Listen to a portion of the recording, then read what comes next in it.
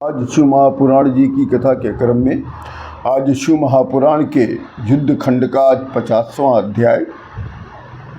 इस अध्याय का नाम है शुक्र को शिव द्वारा संजीवनी विद्या की प्राप्ति। पूर्व काल में भृग नाम के एक ऋषि रहा करते थे और भृग ऋषि के एक पुत्र थे जिसका नाम भार्गव था। यही भार्गव आगे चल के शुक्राचार्य के रूप में जाने गए। शुक्राचार्य पूर्व काल में शुक्राचार्य वाराणसी में जाकर विश्वेश्वर भगवान का ध्यान करते हुए तपस्या करने लग गए। वहाँ पर इन्होंने शिवलिंग की स्थापना करके उसके आगे एक परम मनोहर कूप का निर्माण किया। फिर 32 सेर परिमाण के पंचामृत से उस शिवलिंग को 1,00,000 बार स्नान करवाया। फिर नाना प्रकार के सुगंधित द्रव्यों से भी 1,00,000 बार स्नान करवाया। फिर अत्यंत सुगंधित अगर तगर कस्तूरी मलयागिरी के चंदनों को पीसकर उसका करदम बनाकर सहस्त्रों बार प्रीतिपूर्वक अनुलेपन किया। अनेकों प्रकार के सहस्त्र पत्र पुष्पों से शिव पूजन किया।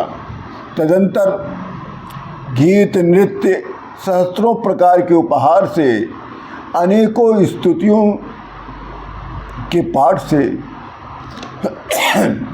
फिर शिव सहस्त्र नामों की स्तुतियों से शिव जी को प्रसन्न करने का बहुत यत्न किया। इस प्रकार शुक्राचार्य 5 सहस्त्र वर्षों तक शिव पूजन करते रहे। फिर भी शिव जी के प्रसन्न न होने पर शुक्राचार्य ने भावना रूपी जलों से इंद्रियों सहित चित्त के चांचल्यवल्य रूपी दोष को धोकर शुद्ध किया। फिर निर्मल चित्त रूपी महारत्न को शिव जी को अर्पित कर दिया।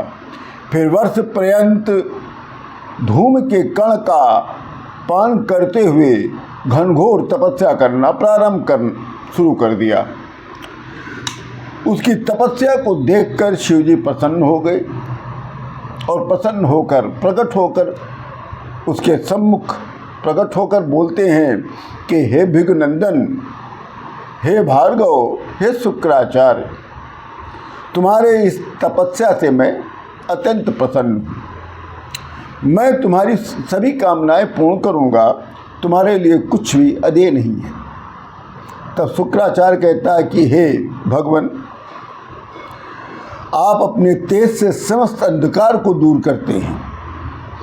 संपूर्ण राक्षसों के मनोरथों को आप नष्ट करते हैं। आप त्रिलोकी का हित करने के लिए आकाश में सूर्य रूप में प्रकाशित होते हैं और आप पृथ्वी तथा आकाश में समस्त लोकों का नेत्र बनकर चंद्रमा के रूप में आप विराजमान हैं। आप पावन पथ में वायु रूप में विराजमान हैं। आप मनुष्यों के प्राणियों के प्राण बलिष्ठ करने के लिए आप जल के रूप में आप विराजमान हैं। इस जगत में हे महेश्वर, आपके आशीर्वाद के बिना कोई भी प्राणी जीवित नहीं रह सकता। अतः आपको बारंबार प्रणाम है। आप ही समस्त जगत को धारण करते हैं और समस्त जगत को आप पोषण करते हैं। अतः आप मेरे अज्ञान का नाश करें। तब शिव जी कहते हैं कि हे शुक्राचार्य, तुम मेरे परम पवित्र भक्त हो।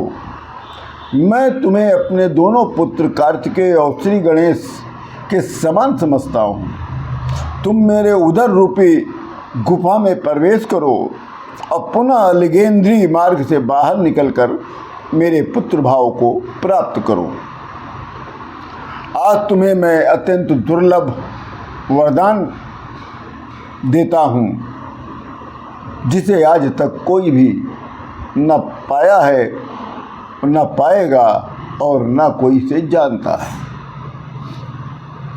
ये वरदान मृत संजीवनी विद्या के नाम से परम निर्मल विद्या, जिसका निर्माण मैंने स्वयं किया है, ये मंत्र विद्या आज तुम्हें मैं प्रदान करता हूँ। जिस किसी प्राणी को जीवित करने के लिए इस मंत्र विद्या का प्रयोग करोगे, वो प्राणी इस मंत्र विद्या के प्रभाव से अवश्य जीवित हो जाएगा। तुम आकाश में तारा रूप में प्रकाशित होकर तुम श्रेष्ठ ग्रह के रूप में प्रतिष्ठित रहोगे। मनुष्य के समस्त धर्म कर्म कार्य में तुम्हारे उदय काल में ही संपन्न होंगे। तुम्हारे भक्त पराक्रमशाली अधिक संतान वाले होंगे। तुम्हारे द्वारा ये स्थापित लिंग शुक्रेश्वर के नाम से प्रसिद्ध होगा और जो मनुष्य इस लिंग की पूजा करेगा उसके सभी कार्य सिद्ध होंगे। ये वरदान देकर शिव जी शुक्राचार्य के स्थापित शिवलिंग में ही समाकर अंतर ध्यान हो गए और शुक्राचार्य भी प्रसन्न होकर शिव जी की वंदना करता हुआ अपने स्थान को चला गया। इसी के साथ शिव महापुराण जी के युद्ध खंड का ये 50वां अध्याय पूर्ण होता है। आप सभी लोगों को राम राम।